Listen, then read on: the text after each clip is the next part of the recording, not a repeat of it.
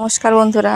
তো এই বর্ষার সময়তে তোমরা কি পরিচর্যা করবা অ্যাডিনিয়াম গাছে সেই বিষয়ে ভিডিওটা করছি।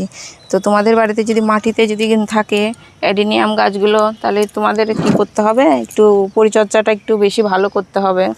যেমন এই সময়তে অ্যাডিনিয়াম গাছ অন্য গাছের খুব একটা বেশি ক্ষতি হয় না।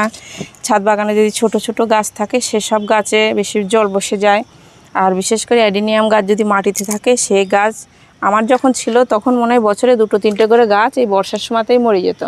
যে আমার এখন যা অ্যাডিনিয়াম গাছ আছে সবগুলোই আমি ঘ্যাসে করে দিয়েছি, ঘ্যাস বলতে সিন্ডারগুলোতে।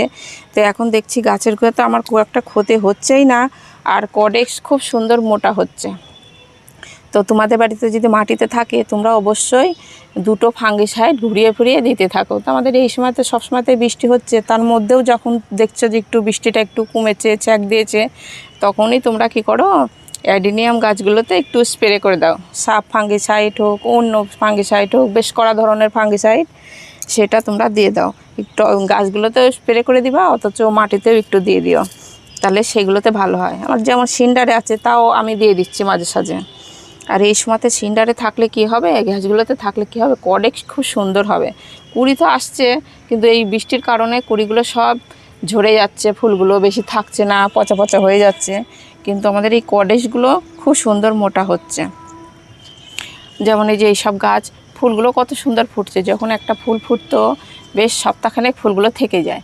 আর এই সময় বৃষ্টির কারণে সব ফুলগুলো তো ঝুঁকে যাচ্ছে, আর এই বৃষ্টির জল পেয়ে সব ফুলগুলো পচে যাচ্ছে। তো যাই হোক, ফুলের আমার দরকার নাই, আমার ছাদে কোনো শেড নাই। তো এইভাবেই তোমরা পরিচর্যা করো।